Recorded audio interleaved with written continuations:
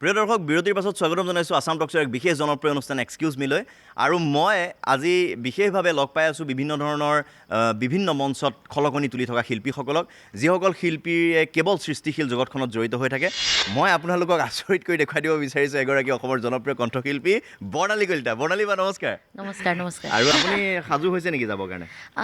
Actually almost সাজু হৈছোঁ, দেখিছাই চাগে মুখত ৰং ঘঁহি থোৱা আছে। কাপোৰ পিন্ধিম আৰু এতিয়া মই জাষ্ট ফোন এটা কৰিবৰ কাৰণে ওলাই আহিছিলোঁ। মই তাকে দেখিলোঁ, মই বোলো বৰ্ণালী মানে মই পটককৈ বোলো গাড়ীখন ৰাখোঁ সোমাই যাওঁ পটককৈ। আৰু আপোনাৰ পাইছোঁ যেতিয়া আৰু শিল্পীসকল সাধাৰণতে বিশেষকৈ মঞ্চত দেখি থাকে, টিভিৰ টক শ্ব'ত দেখি থাকে, কিন্তু এনেকৈ পটককৈ ৰাস্তাত ওলাই অহাটো কাৰণে মানে ৰাইজে কিবা এটা ভাবেই মানে। গতিকে দৈনন্দিন জীৱনত ব্যক্তিগত সকলোৰে থাকে ন, আপুনিও দোকানলৈ যায় কেতিয়াবা, তেনেকুৱা হয়তো? আমাৰ এইখিনি এৰিয়া নিউ গুৱাহাটী বুলি কয় আৰু নিউ গুৱাহাটীত মানে মোক সাধাৰণতে মানুহে দেখা পায়ে থাকে, মই অহা যোৱা কৰি থাকোঁ। কেতিয়াবা পুতুককৈ মায়ে ক'লে যে ঐ হেৰি নাই নহয়, চেনি অকণমান নাই, লৈ আগেচোন। মই পুতুককৈ যেনেকৈ থাকোঁ তেনেকৈ গৈ পেলাই ওচৰৰ দোকানৰ পৰা গৈ চেনি লৈ আহোঁগৈ। এতিয়া তেওঁলোকো ইউজটো হৈ গৈছে, তেওঁলোকে নিজৰ বুলিয়ে ভাবে। বৰ্ণালী বা মঞ্চতটো গান গোৱা শুনি আছোঁ, ৰাস্তাৰ ওপৰত কিবা এটা হৈ যাব পাৰে নেকি বৰ্ণালী বা?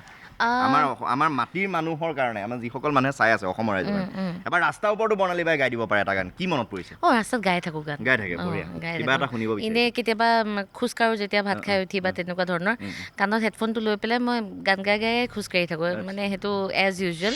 লাহে লাহে গোপনে হিয়াৰ দুৱাৰ খুলি থোৱা, ময়ো আহি আজীৱন তাতে জিৰাম।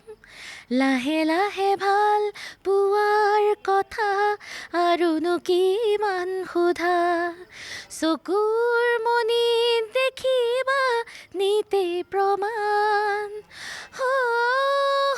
চোৱা মৰে সাগৰৰে পাৰে পাৰে, ধৰে নাচো নবিৰাম।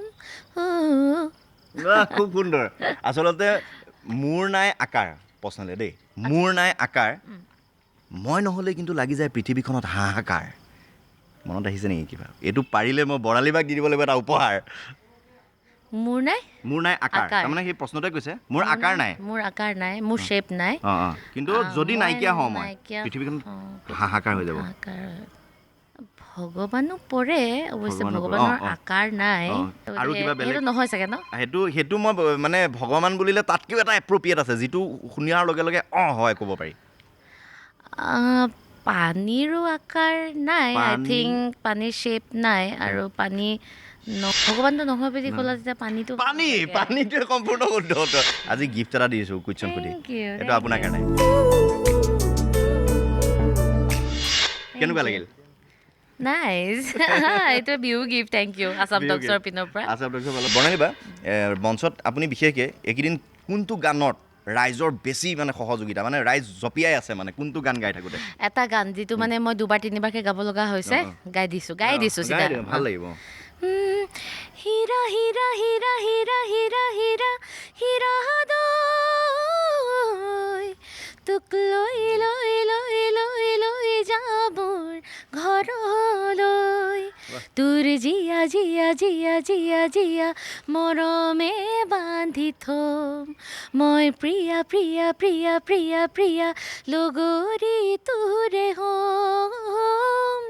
হীৰা হীৰা হীৰা হীৰা হীৰা হীৰা হীৰা দৈ, তোক লৈ লৈ লৈ লৈ লৈ যাবৰ ঘৰলৈ।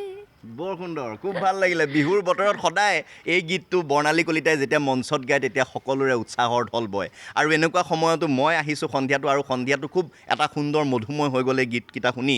আৰু এইখিনিতে বৰ্ণালী বাৰ পৰা আৰু বিদায় লৈ আগলৈ আগবাঢ়ি যাম বিভিন্নজনক লগ কৰিবলৈ, কিন্তু তাৰ আগতে বৰ্ণালী বা এটা আমি চমু বিৰতি ল'ম। বিৰতিৰ পাছত আপুনি মঞ্চত গান গাব আৰু মই আন কাৰোবাক লগ কৰিবলৈ যাম। ধন্যবাদ জনাইছোঁ আৰু লৈছোঁ এটা চমু বাণিজ্যিক বিৰতি। আঁতৰি নাযাব, কিয়নো এক্সকিউজ মিৰ জৰিয়তে ৰাস্তাত ওলাই আহিছে শিল্পীসকল আৰু প্ৰশ্নৰ উত্তৰ দি উপহাৰ পাইছে, আৰু লগতে তেওঁলোকৰ সৃষ্টিবোৰ আমাৰ ওচৰত প্ৰকাশ কৰিছে। চাই থাকিব এক্সকিউজ মি।